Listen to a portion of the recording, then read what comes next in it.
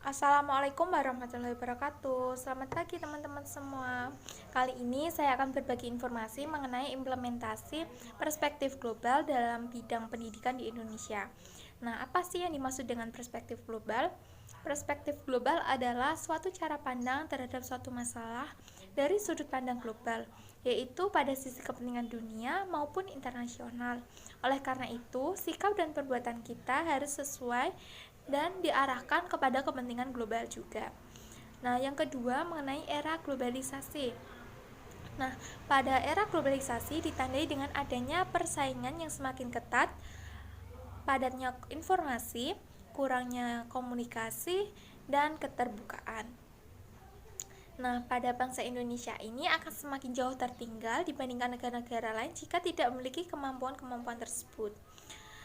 Bahkan, sebagai seorang pendidik, guru harus melakukan dan memerlukan suatu pendekatan yang akan menolong siswa untuk mengarahkannya kepada kehidupan yang lebih kompleks dan menjauhi pengertian yang sempit mengenai ras, suku, agama, sejarah, dan kebudayaan. Oleh karena itu, guru harus menanamkan nilai-nilai yang baik kepada siswa dan pemahaman bahwa kehidupan kita merupakan bagian dari kehidupan nyata ataupun kehidupan dunia, sehingga dapat meningkatkan mutu pendidikan dan dapat bersaing serta menghadapi tantangan global. Selanjutnya, untuk mengatasi dan menghadapi masalah global maupun tantangan global lainnya, perlu diadakannya pendidikan global.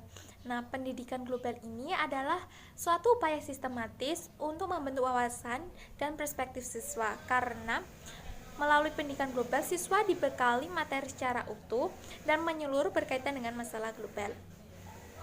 Kemudian, mengenai pendidikan global tidak hanya membekali peserta didik mengenai pemahaman tentang dunia dengan keragaman budaya dan kemampuan memahami isu yang dihadapi masyarakat global, tetapi peserta didik juga tidak tergantung pada pemahaman maupun informasi yang diberikan guru saja. Oleh karena itu, guru harus mampu menanamkan kesadaran yang terkandung dalam materi, misalnya pemerataan, keadilan, menghargai hak orang lain, kerjasama, dan saling ketergantungan. Bahkan, guru dapat memberi peserta didik peluang membangun pengetahuan dan perspektifnya mengenai topik ataupun area kajian.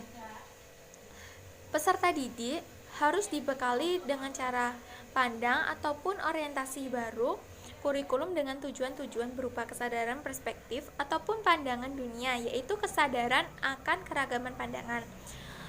Berkaitan dengan hal-hal tersebut, maka implementasi pendidikan global dalam meningkatkan sumber daya manusia di Indonesia dapat melalui pendidikan kompetitif dan inovatif tanpa meninggalkan identitas bangsa.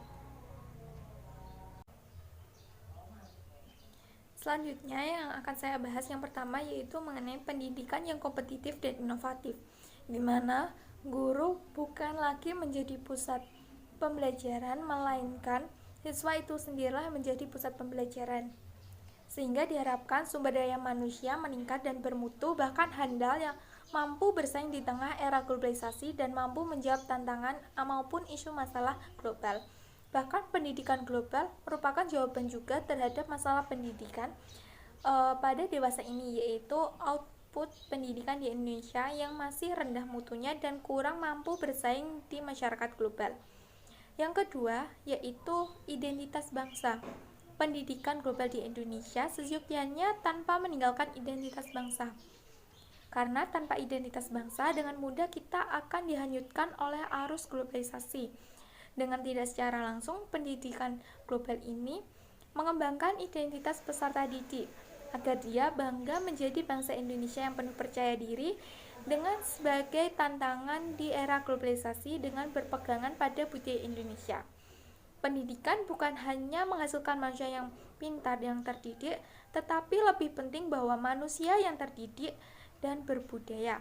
Oleh karena itu, pendidikan global seharusnya diterapkan di Indonesia melalui kebudayaan Indonesia itu sendiri.